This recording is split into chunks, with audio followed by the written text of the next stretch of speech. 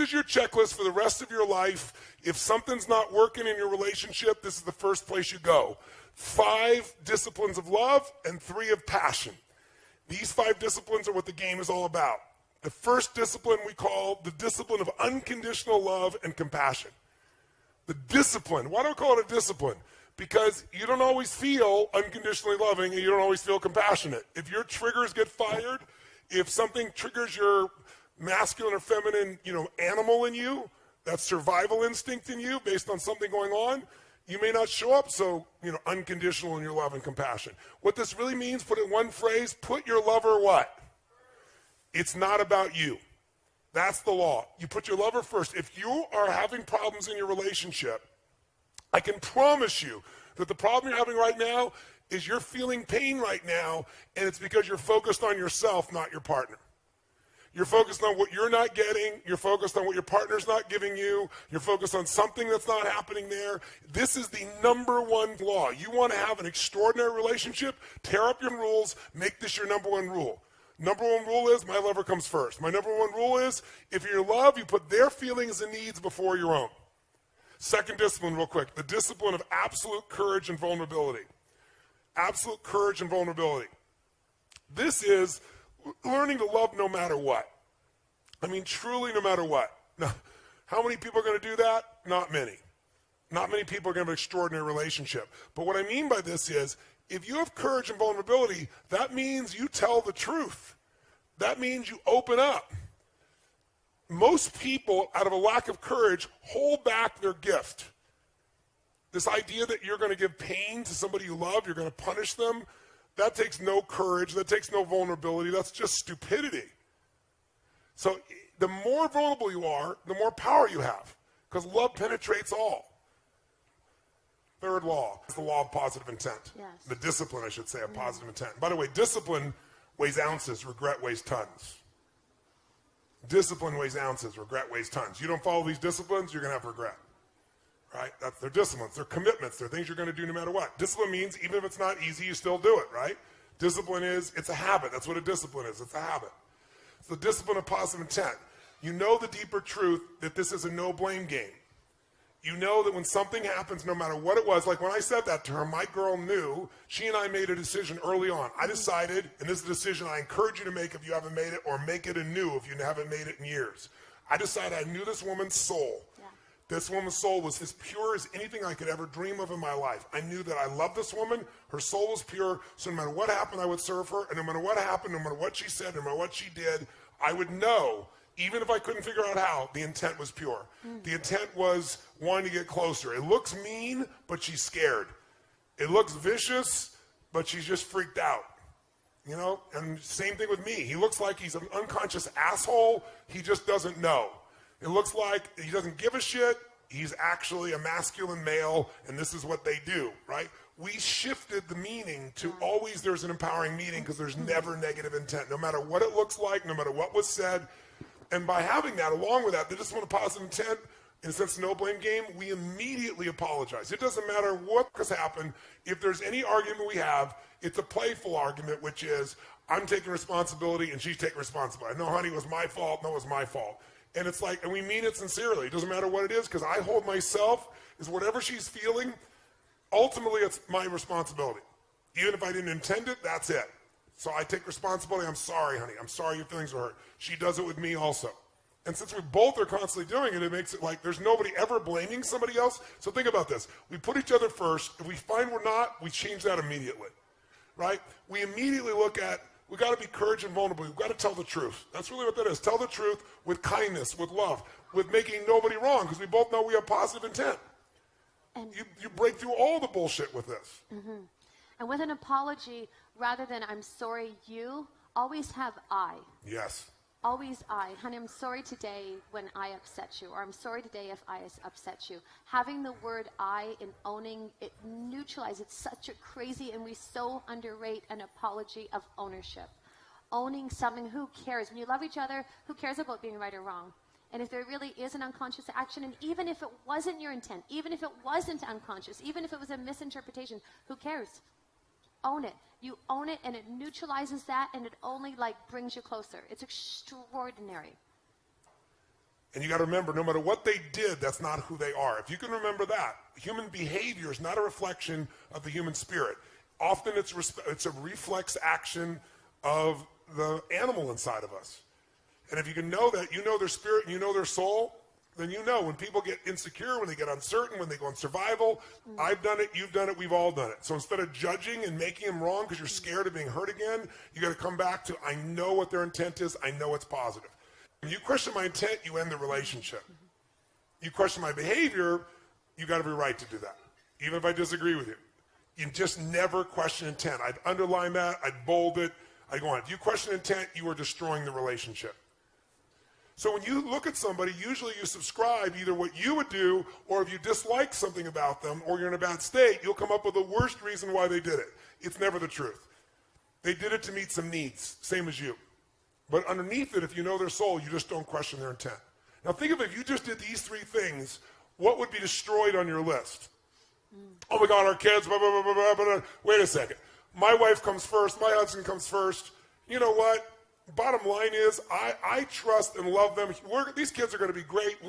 I'm going to bend. I'm going to find something here for him. I'm going to find something here for her, right?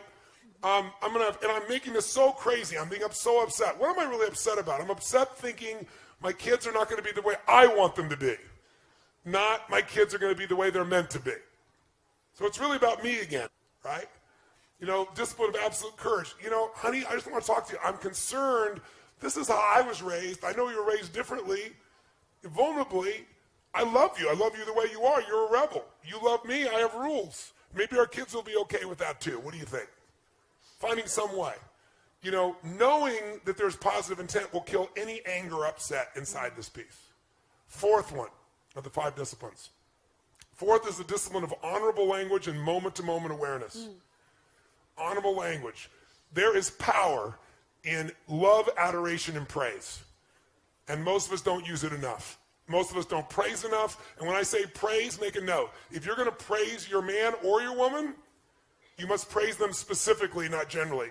But moment to moment, being consciously aware of the impact that you're having with your language and your presence on your partner. And your language as well. Body language, words, deeds. It's knowing you have an impact and seeing that impact. You know, if I'm doing something and I look over and I see my girl is not in a great place, I don't continue.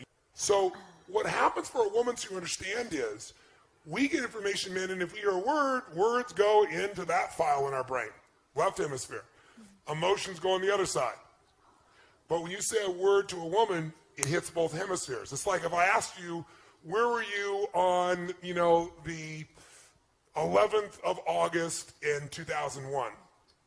But if I asked you, where were you on 9/11? How many remember exactly where you were in the room when you heard about it, or you were there, you saw it? Because information with emotion is remembered forever.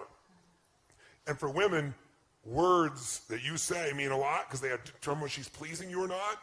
And those words get connected to emotion, and you might just be saying things, because guys say things all the time, right? And when you're that upset, gentlemen, there's nowhere to go. You're never going to hurt that woman in a million years. So the only way to let go of some of the pressure is yell or scream or use some words. But then she takes those words in, and she's hurt by it. And here's a trick. I'm married to a very passionate man. He's married to certainly a very passionate woman. And we made decisions. Never, I hate you. Never, I'm going to leave you. And not F you. Tone will say, F, F, F, another F. It can come flying out of his mouth and have such a level of intensity. But F, for F's sake, whatever that might be is different than... Never to you. That, and one other big one I'll give you is, if you ever threaten the end of the relationship, end it. Yeah. Because if you ever threaten it, when people go to put their button on the button, just to threaten it because they're so frustrated, the moment you do that, somewhere in the psyche of your partner, they think, oh my God, they could leave me, and I gotta have to do this first. And so they put their finger on the button, and all it takes is enough times of doing that, enough years of doing that, and one day somebody will push the button. If you are committed to the relationship you're in, ban for life. Yes. For multiple lifetimes for those of you who are going to come back 6 and 7 times like some of the people here did. You ban for multiple lifetimes. I will never, ever, ever threaten. Never. Neither of you ever threatens to leave. If you threaten to leave, relationship's over. It might take 3 more years, 5 more, 10 years, but it's over. If you want to be in a relationship with this person, don't ever, ever, ever threaten. And if you did before, it's off limits forever. No exceptions. Doesn't matter how mad you are, angry you are, sad you are, never. You're not unconscious with your language, you're not unconscious with your deeds, you're aware of the impact and you correct it immediately. You constantly realize, I'm pissed off, I'm hurt, I'm sad, it's about me. Let me step out of me. I'm into something bigger here. Right? I'm not about that. I'm about something bigger. It's what do they need? Let me step in there. You do that enough times, it'll become a habit. And finally, number 5, the discipline of giving freedom. Giving freedom. Men live for freedom. Women need it also. But it comes in different forms. And it's the power of forgiving, forgetting, and flooding. Forgiving, forgetting, and flooding. Now, women seem to have more of a difficulty with forgetting. But you can be forgiving, and forgiveness is when you realize that what you thought happened didn't really happen. You gave it a meaning that doesn't really match reality. You're expecting your partner to be something different than they are. Flooding is one of the most valuable skills you can do in your life. If you don't flood, you'll have a hard time forgiving and forgetting. And we flood our magic moments. I mean, all the time. All the time. And we capture them. You know, we have our little app of a journal that we capture all of our beautiful moments. After this event, when we get home on Sunday, we'll spend an hour and just capture all the beautiful moments that happened here. Everything that was funny, everything that was beautiful, everything that was touching. Because otherwise, it's actually what Nicole was talking about. Maybe she talked about framing. You have a peak experience and you actually give words to it, and that frames it, and it helps to get to that place. It's just like you bypass all that effort that took you there, and then that's your next starting point. And then you have another peak experience, and then you share that and you frame it and you give language and you give words to it, and then boom, you set the bar higher. And a lot of times what happens is magic happens in life. Grace pours. And we don't give words to it, we don't celebrate it, we don't recognize it, we don't see it, we don't appreciate it. And putting words to that of appreciation and of and reliving and experiencing it, it is, I would say it's one of the top 10 things for us that we do that just, it ignites and that feeling and just of utter appreciation. And we always capture it so we can go back and read it. It's so beautiful. This is something to share. So when we first, it's called true. A setup. He was so, oh my gosh, like, I mean, rigid, militant, blue, like, so intense about these things. And so, I mean, anytime that anybody would talk about eggs, he was just like, and did what felt like he was not vicious, but it felt like that level of intensity. And so we were together, and I was feeling like I needed more protein. And we share everything, and it was so crazy because I started to eat eggs, and I literally, and I didn't tell him. Oh my God! No, this sounds nuts, but I did not tell him, and I felt like I was having a freaking affair with an egg. And I would go into the pantry, and I'd eat the eggs, and I'm like, this is nuts. Like, this is crazy. It seems ridiculous. They're nuts. And it sounds nutty, but what was like, and I put so much energy into hiding my egg eating, and then it got to the day where I was like, this is outrageous. This is just out of hand. And I sat him down. So she finally came out. Finally told him. She shared me the affair she'd been having with us, and I was crestfallen. It's crazy. I still hate him. He does. Still hate him. Like, he does. And I still eat them. I love breakfast. I love my eggs, and I love my breakfast. I love her. Yes, so I love an egg eater. Now you know the truth. Yeah. So we disagree completely, but we love each other. So that's how you balance it out. You get it? You get it? You put love first. You love more than your rules. And it makes you a better human being because it opens you up, because lots of things we're making life and death that really aren't. They really